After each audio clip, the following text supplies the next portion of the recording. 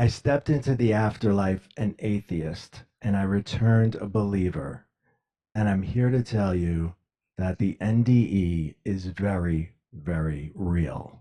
I wouldn't say that God doesn't exist, but I would say that he is something different than the way religion is describing it. My name is Ray Catania. I have to say that my childhood was not a particularly happy one, and it had a lot of trauma. And in my home, a lot of fighting and just things that I did not want to be subject to if I could avoid it.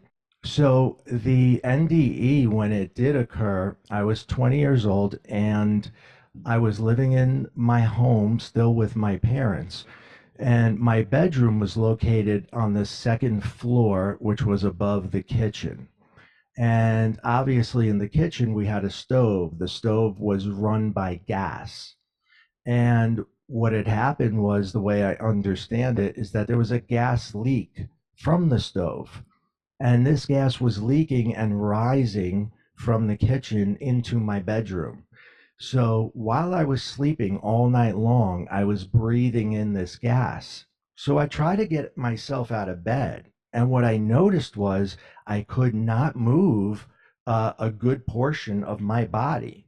In other words, my legs were so heavy that I couldn't move them, and my head was so heavy I couldn't get it off the pillow.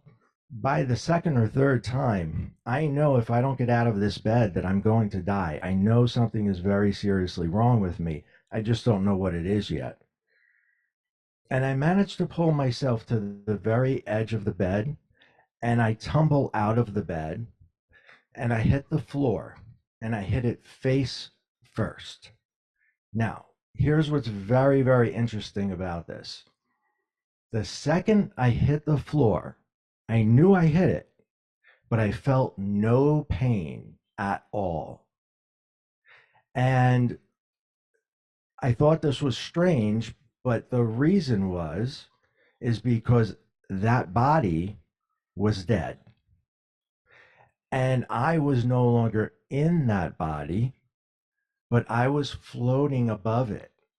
And I was in a neutral corner of the room looking down on my lifeless body. And this didn't frighten me right away. In fact, it didn't frighten me at all. It felt euphoric. It felt like relief. It felt amazing, actually. The colors were more vivid. Everything I was seeing was just more vibrant and alive, even though I'm looking at my dead body. And there is a light that comes from the adjacent corner of the room.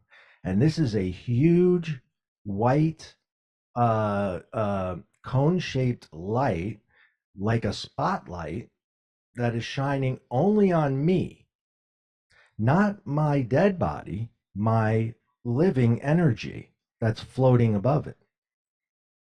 And as I proceed to go into the light, I'm apprehensive, and there's a being at the end of the light. Can't tell you who it is. I don't know. Male or female, I don't know. But the being says, "It's okay, Ray. You can come into the light. It's okay." And so I felt comfortable and I proceeded to go in further into the light. And the further I got, the more the euphoria increased. And the feelings, I just wish there was a word that could summarize it, but euphoric is the best word I can possibly think of. It was the most amazing feeling I've ever felt in my entire life. So needless to say, I wanted to continue into the light to the other side. But in that moment, I was looking down at myself, and my father had come running into the room. And this is when he finds me and he scoops me up and he's distraught. He's crying and he's holding me and he's screaming for the paramedics to come. Um, and he and I really didn't have a great relationship, to say the least. In fact, I don't even remember how many times he hugged me, but maybe less than five, and one of them was when I was dead.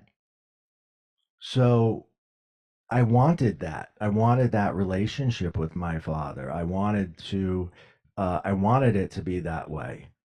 So I thought if I went back that it would be.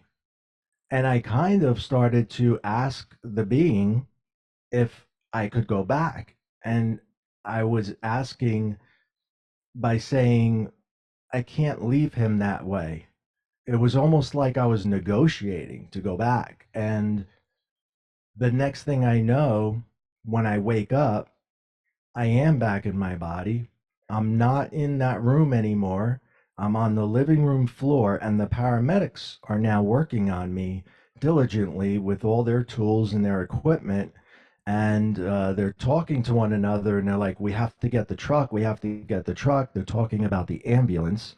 We have to get him in right away, meaning they have to take me to the hospital right away. And I'm like, I feel great.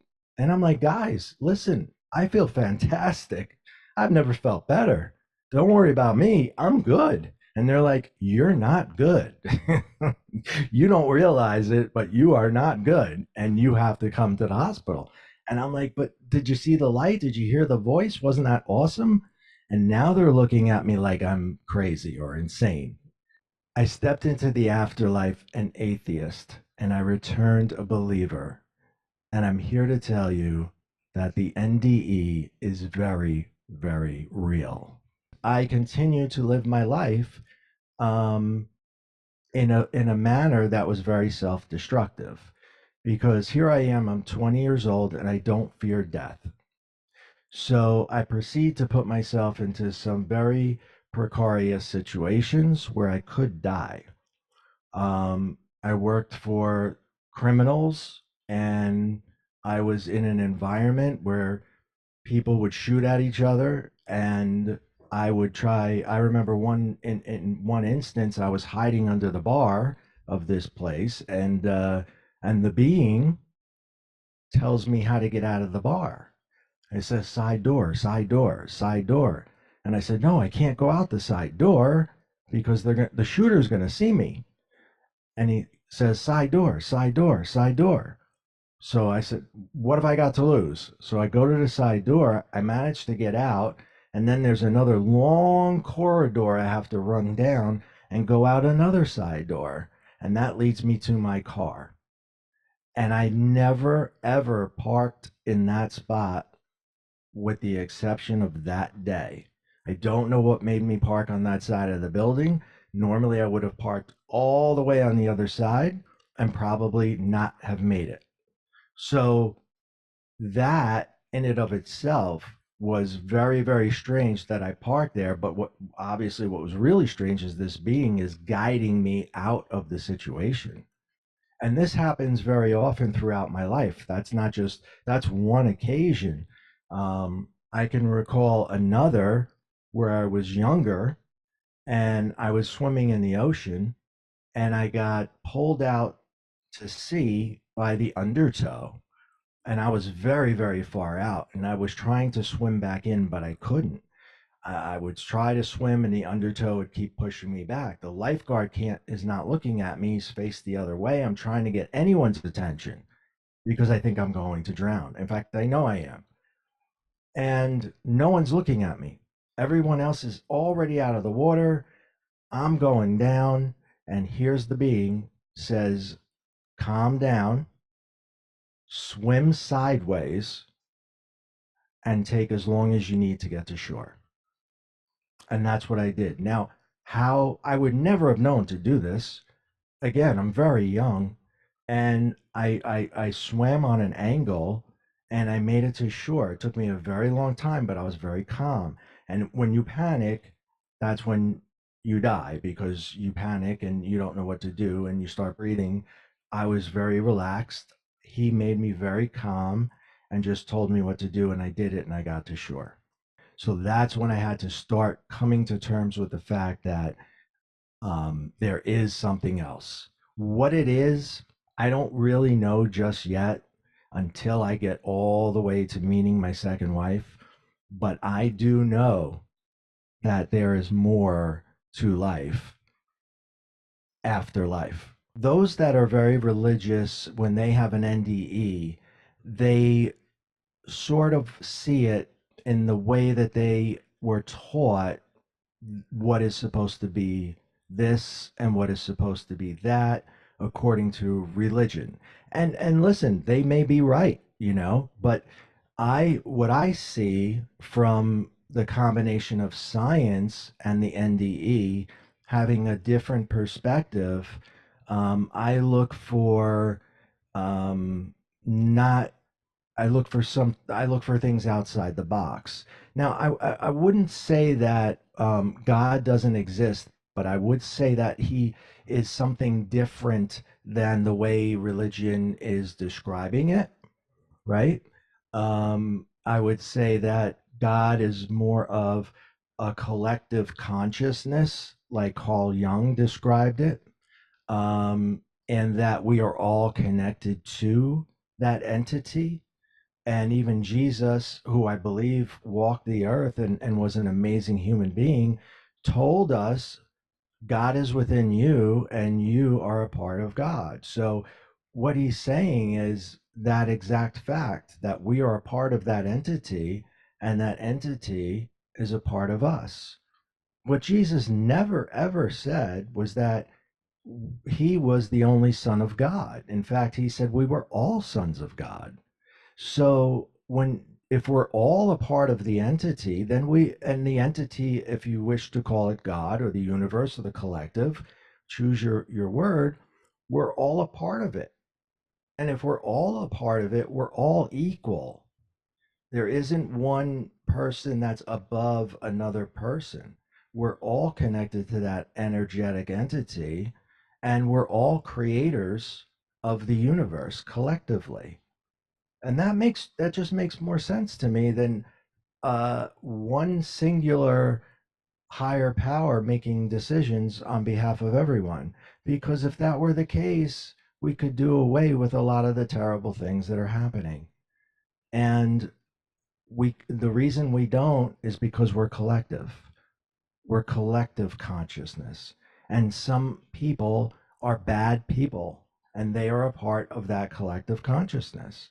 And until more people are good and less are bad, and the balance, the tipping point starts to go the other way, that entity doesn't know which way to go because it's made up of us. If we all come from one entity, and the best analogy that I've heard for why people do what they do, if you look at this was from Eckhart Tolle, who said this. He was asked, why is there evil in the world if we all come from a place of love? And he explained it this way. Imagine that the sun is God, or the universal collective, that oneness, that love that we're all coming from. And the sun makes sure that everything on planet Earth continues to live by sending it energy. So that energy comes to the earth and it's turned into living things and it keeps living things alive, right? However, when that energy enters another being, what that being chooses to do with that energy, you can't blame the sun for it. So if the sun is what makes me alive, but yet I do something negative with the energy I was given, it's not the sun's fault, it's my fault. I decided to do that with the energy because, like I explained, we are all creators.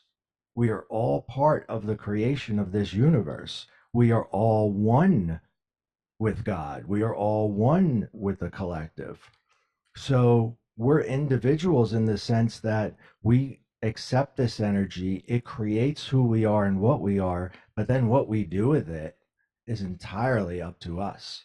If it is true that we get to choose the type of life that we're going to live, why would someone take one that's so challenging versus someone that would take one that's very easy.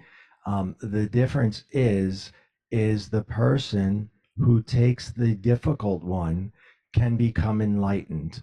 The one who takes the easy one cannot and will not in that lifetime. It takes the trauma, it takes the negative things to happen to a person in order for them to be able to rise above them. My best days were my worst days. Those were the days that I shined. Those were the days that I showed my character. Those were the days that I proved that I can be a better person. The days that those are the days that we can really measure a person by. Now, if everything came easy to me and everything was simplified and easy, I wouldn't be here with you today. You would have no interest in speaking with me. It's because of the transformation that I made. And others wish to make that transformation. And many people have experienced trauma. Many have experienced these horrific things. Mind you, it's not always that you do the horrific things. They could be done to you. Either way, you are involved in this traumatic experience, and we need to rise above that. And the way to do it is to experience it, become stronger, and become move one step closer to enlightenment. Let's look at the Buddha again. He was a prince. He could have anything he wanted delivered right to him. His father said, who was the king, never leave the compound, never go on beyond the walls, because outside there it is terrible. And the Buddha said, well, if I don't get out there, I will never be enlightened, because you can't be enlightened if you only live half of a life, especially if it's the easy half. So he went beyond the walls. He left his parents, his wife and child, even to try to alleviate suffering for all people. And the way he needed to do it, the way he knew he had to do it, was to suffer. So he left with no money, no clothes, no food, no water, nothing. And no one knew who he was because no one had ever seen his face. No one knew he was a prince. So he was a homeless man for many, many, many years and endured that type of suffering and eventually became enlightened. I do not believe that ever would have happened had he stayed in his father's compound. And he also wouldn't have been able to teach people what he taught us. The way I understand it is even the worst of the worst people, when they return, they are shown their lives and they are shown what they did right and wrong. I do not think there is a good place and a bad place. I don't think there's a heaven and hell. I think that when you cross over, you see the things that you have done wrong and you become all knowing and you understand why you did those things. I would just like to say thank you to Life After Life for having me here today. And Vivian, I can't thank you enough for having me. It was an honor and a privilege, and I hope to do it again. So thank you, and thank you for watching.